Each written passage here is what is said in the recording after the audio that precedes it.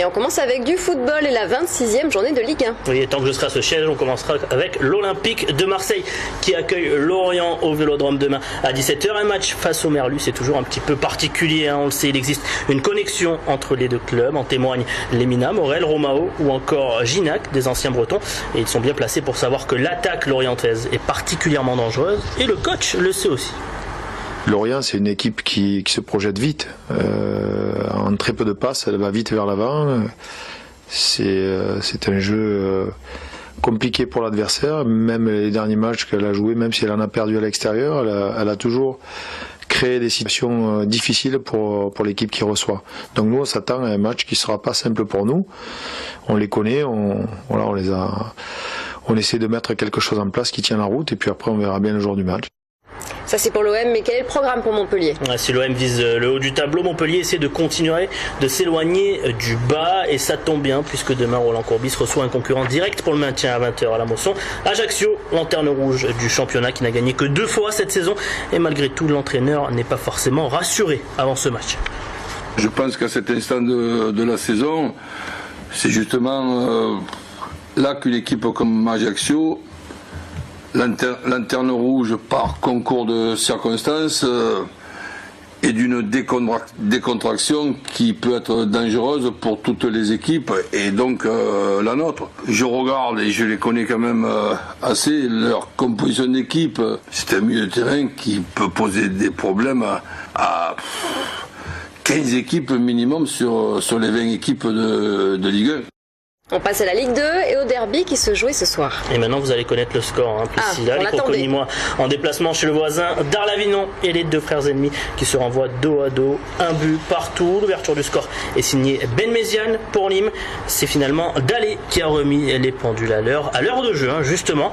Ce soir, les Crocos sont donc 17e de Ligue 2 après ce match nul, un but partout. Et vous nous parlez rugby avec un choc de titans demain en top 14. Cher, un deuxième du championnat qui se déplace chez l'Ogre Clermontois, leader de ce top 14. Les enjeux avant ce match, c'est signé Ahmed Rahmani. Combativité est le maître mot pour le MHR. Après leur écrasante victoire le week-end dernier contre Perpignan, les hommes de Fabien Galtier veulent récidiver l'exploit contre Clermont, mais ils le savent, ceci est une autre paire de manches face à une équipe qui reste invaincue à domicile depuis 70 matchs. Montpellier a pour la première fois gagné à Toulouse. Après je sais que c'est compliqué, c'est voire quasi impossible, mais pourquoi pas une première victoire à Clermont? On a le droit de rêver. Les Montpelliérains savent qu'ils ont un potentiel, notamment en attaque, mais préfèrent rester prudents face à un adversaire plus coriace, qui est le leader du top 14. Donc voilà, il faut rester concentré, il faut peut-être aussi avoir cette petite peur, cette boule au ventre qui fait qu'on se surpasse, et en tout cas j'espère que justement on continuera sur la lancée du jeu qu'on produit en tout cas. Même si il n'y a pas la victoire au bout, au moins les accrocher et au moins faire un gros match dans l'animation offensive. Rendez-vous donc samedi pour un match entre le premier du championnat et son dauphin, dans un match où le spectacle sera donc présent, mais pour le MHR, qu'une seule règle, rester unis.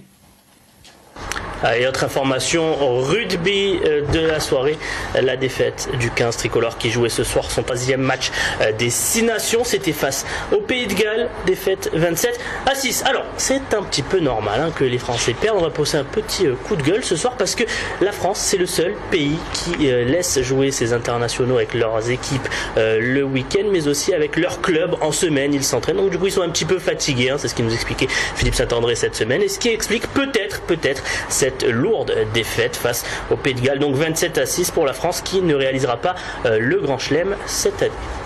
Et du tennis également avec l'Open 13, demi-finale demain. Oui, à demi-finale demain, on retrouvera Jo-Wilfried Tsonga, tombeur de Nicolas Mahut. Il sera opposé à l'Allemand Struff, vainqueur de Michael Yodra ce soir, ce jeune Struff qui est une des révélations de ce tournoi. L'autre demi-finale opposera Ernest Gulbis à Richard Gasquet.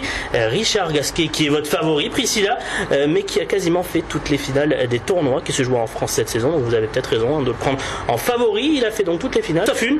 On l'écoute. Sur les 250, parce qu'après c'est marrant, mais à Roland-Garros, j'ai pas trop vu mon nom en finale.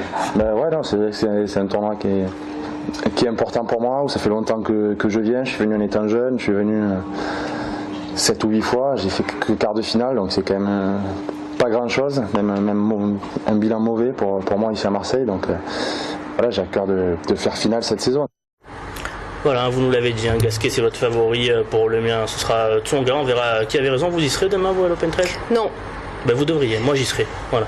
Au final, à la finale aussi, à la finale, dimanche. je sais pas, je vais y réfléchir, on verra. S'il y a Tsonga en finale, je verrai. S'il y a Gasquet, on ira peut-être parce que le rédacteur en chef il aime bien Richard Gasquet, donc on ira peut-être avec lui. Suspense. Merci beaucoup Rudy. Je vous en prie Priscilla.